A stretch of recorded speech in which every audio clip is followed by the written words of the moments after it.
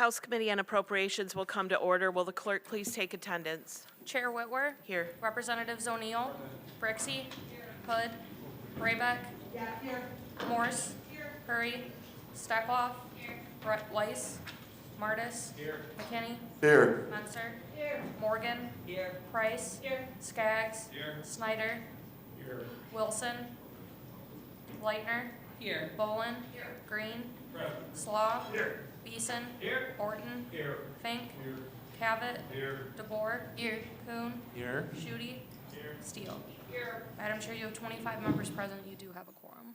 Thank you. Representative O'Neill moves to approve the minutes from our October 11th meeting.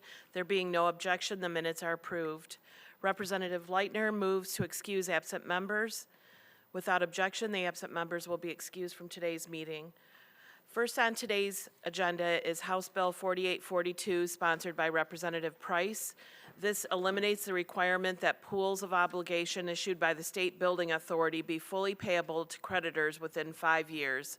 Here with us today from the Department of Treasury is Rob Mass to give us more detail on this bill and how it can help streamline processes for the department. Rob's accompanied by Andrew Betcher, Executive Director of the State Building Authority. Rob and Andrew, you can go ahead whenever you're ready. Thank you. Thank you, Chair and members of the committee. As said, my name is Rob Mass, Legislative Liaison for the Michigan Department of Treasury, and with me is Andrew Betcher, Executive Director of the State Building Authority. We're here today to support House Bill 4842, which would make a very simple change to the state's commercial paper program. Commercial paper is a financial instrument for short-term debt, somewhat similar to bonds, that is sold in financial markets. Its primary use is to provide short-term access for funding for cash flow flexibility. The state uses commercial paper for capital outlay projects under the State Building Authority.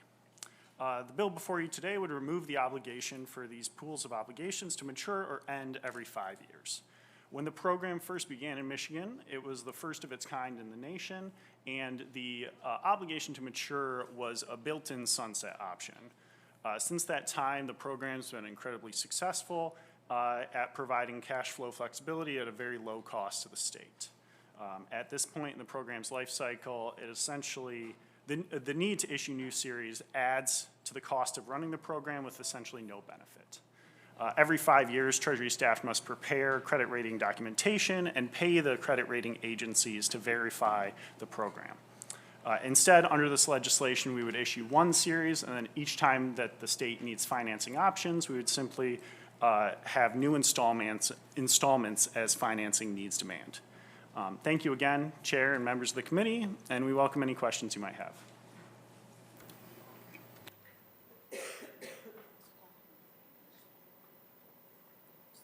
Representative Slaw.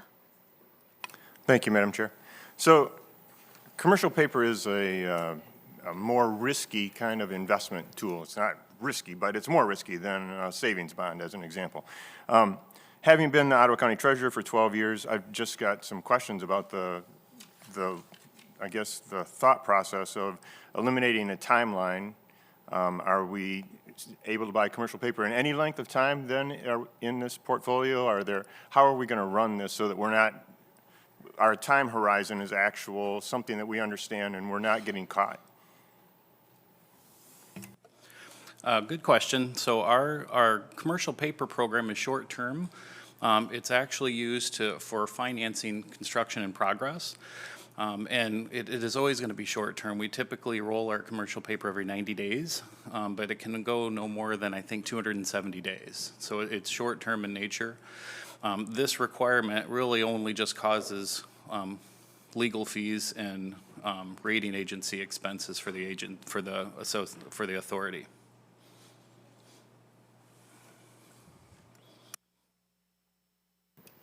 Representative Steele. Thank you. Thank you for being here this morning. I just, real quick, it talked about using the commercial paper for the operations of the buildings.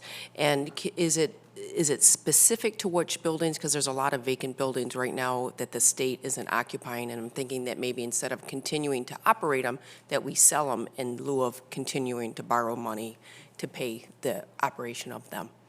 It's not for operation, it's only for the operation for the building authority to finance projects that are in capital outlay approved dollars from the legislature. It is only used for that purpose. It's not for operations. It's for the operations of the building authority to finance the ongoing projects that are approved through capital outlay. There's currently 6 projects in commercial paper. And I think they're all university and college, community college projects at the moment. There's no state programs currently in the program. Representative DeBoer?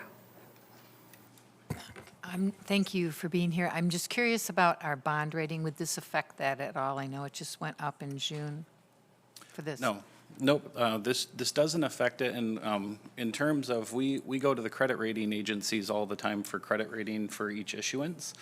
And all this demand for commercial paper does is each 5 years, we have to get another rating on the commercial paper. They do annual surveillance on the program already to validate that it's sound. There is a letter of credit component that covers the commercial paper, back to the representative's question earlier, that covers liquidity for the program. So it would have no effect on the credit rating. It's really more of a programmatic change to help just save costs, the program. Okay, thank you. Representative Price? Just want to thank you very much for bringing this to us. I think whenever we can get the state up to best practices in the industry, help save the state money and save our state employees valuable time that they can spend elsewhere, it's a win for Michigan. So thank you for bringing this to us for our consideration. Okay, there's no other questions. Thank you both for being here today. So next up, we will proceed for approval of the requests reflected in both transfer packages. Representative Morse moves to approve legislative transfer requests 2023-8 and 2024-1 as presented. Will the clerk please call the roll?